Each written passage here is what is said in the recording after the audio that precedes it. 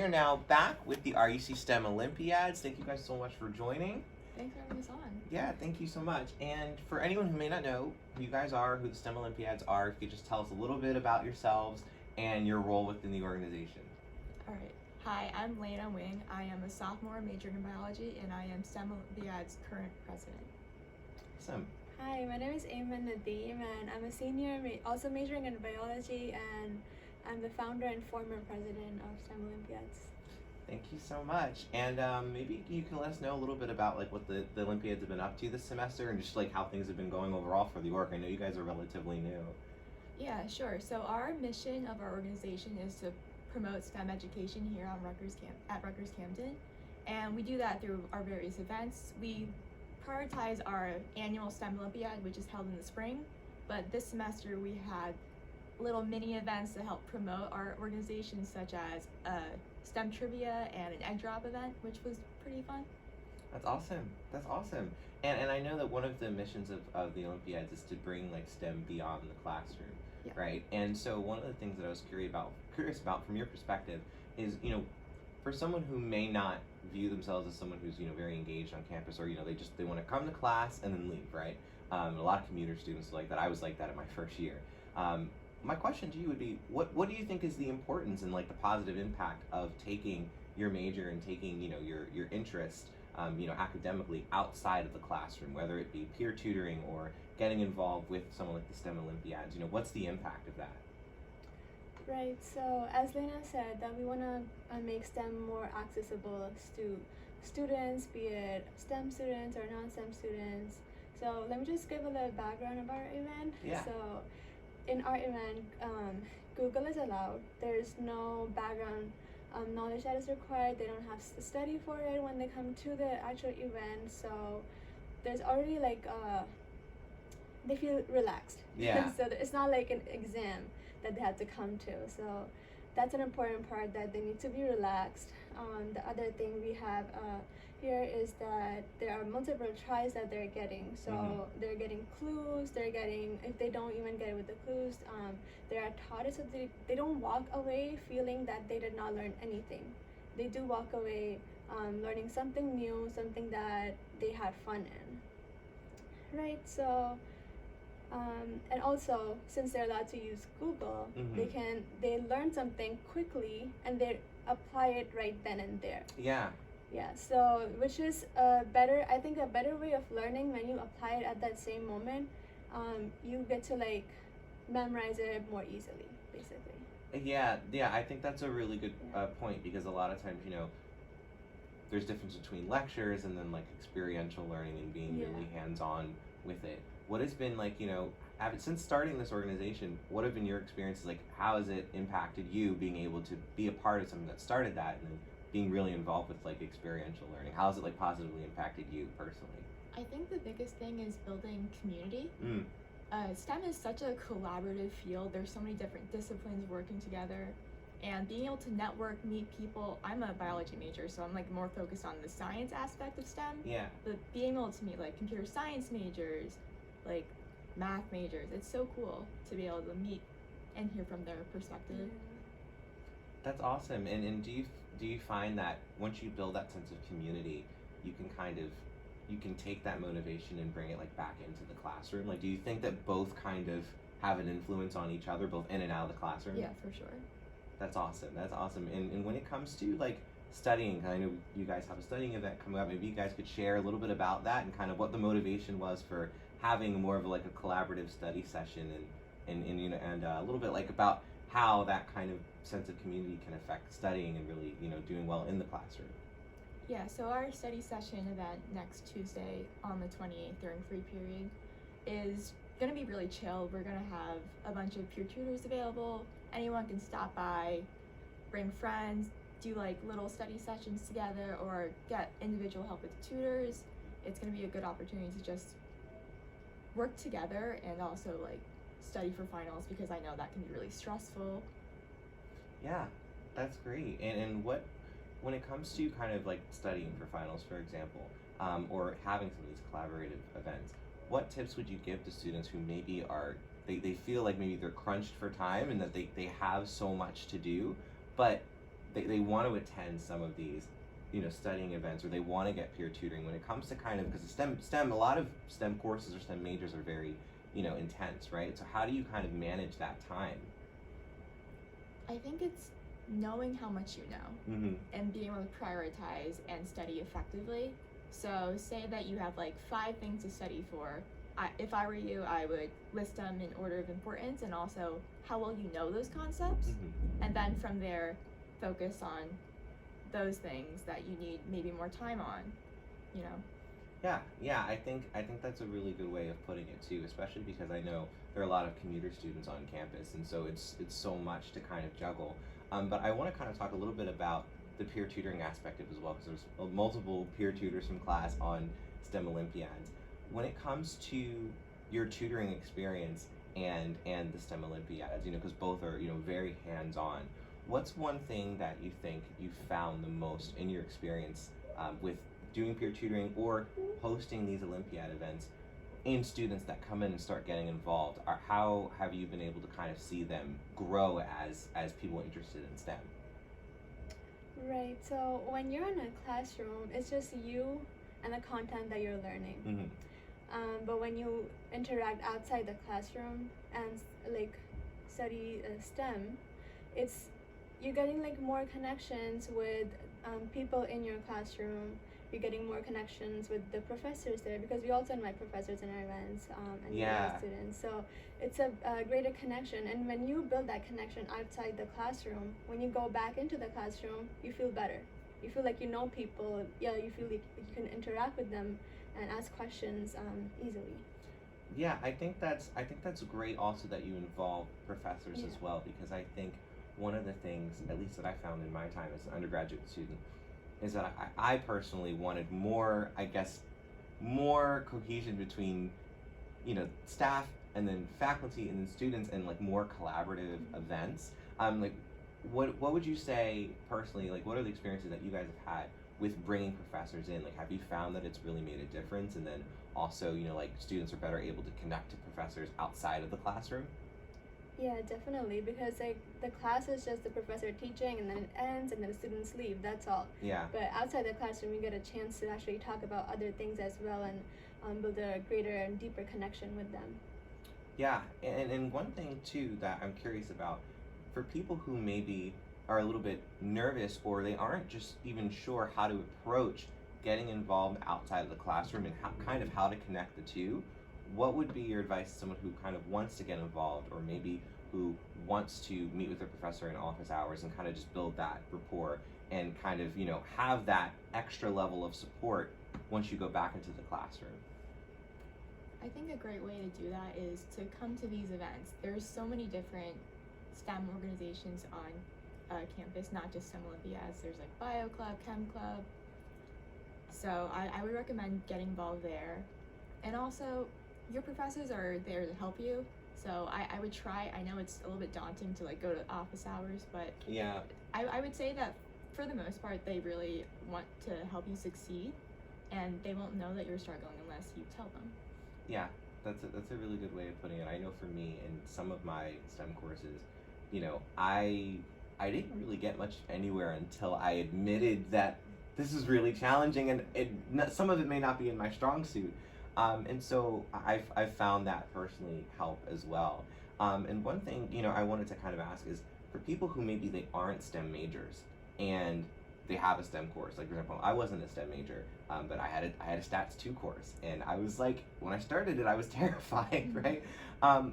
What would your advice be to people who, want to obviously perform well in these classes, but they may not view themselves as a STEM person? Because I know one of the things that you guys also are passionate about is bringing in people who aren't STEM majors and introducing them in a different way to these topics and these courses. So what would be your advice to someone who, has a course that's in STEM, but they're like, I'm not a STEM person? Like, how would you suggest they approach that?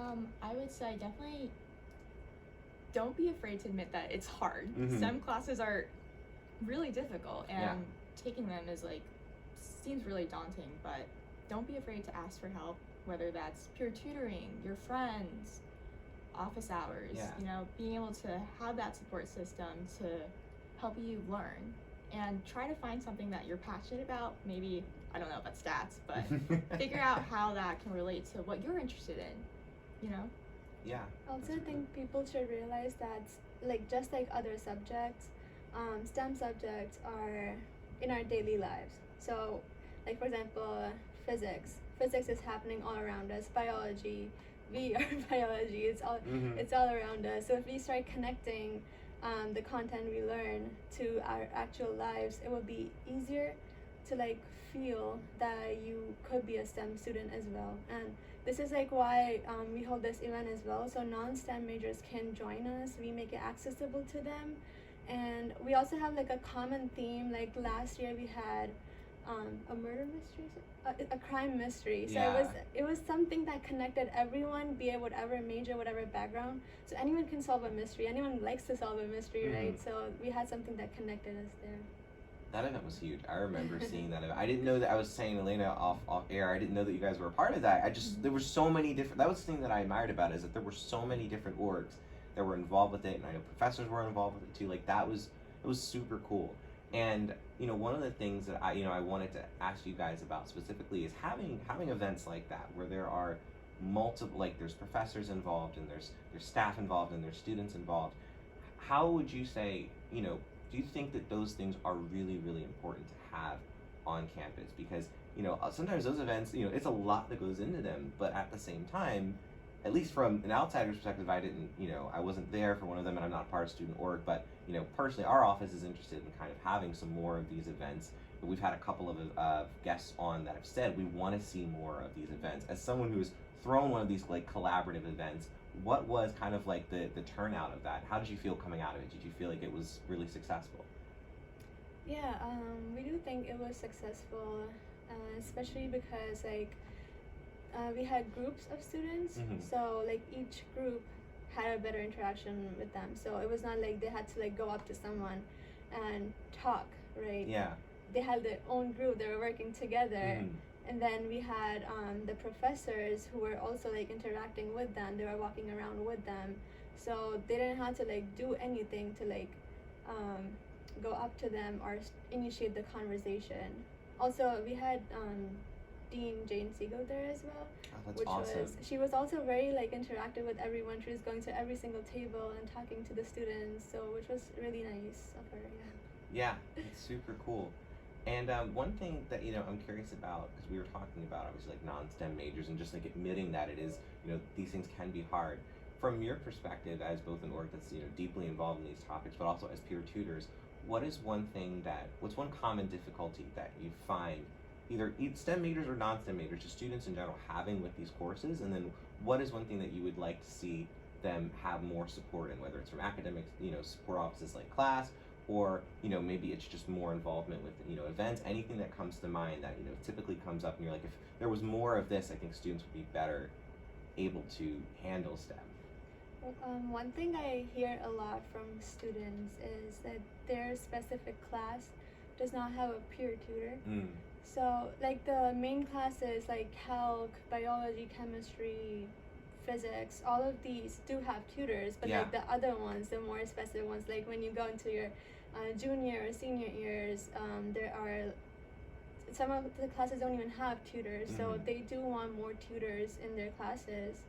And another thing that I would suggest, I think you have in the Navigate app, you have like study groups in there, so which is like a really good thing. I'm sure it would be really helpful for students, but I don't see many students join them, so I think maybe you guys could encourage the professors to encourage their students to join those. Yeah, the study buddies I think is like the most underrated feature on the Navigate app, because it's so useful. Yeah. So yeah, that's definitely one thing that I've been thinking more ways to just like let people know about that. But on that note, if anyone is interested in becoming a tutor for one of these courses, that all you need to do is you pass with a B+. And if you have a GPA over 3 hours, over 3.0, because I was thinking my next point was, you have to commit to 6 hours. But if you have a GPA over 3.0 and you pass the course with B+, you can also be a peer tutor, which I will say, I used to be a peer tutor. It's such a rewarding experience. It's also, it's great getting tutoring, but it's also just as rewarding being a tutor as well. So maybe you could be one of those tutors that kind of fills in some of the slots for those specific courses. But yeah, no, I definitely felt that too. Like when I had my operations management class, that's not as well known. I was like, what do I do? But actually, what I was able to do there, and class does this as well sometimes, if there's not a tutor specifically for your course, we will connect you with someone else that at least is well versed in it. And so I actually had David Eakin, who I had on before. He's a classroom tutor. He helped me out with operations management, and then the next semester he became a tutor for it. He's like a tutor for like 10 different classes. But yeah, that's a really good thing to note as well.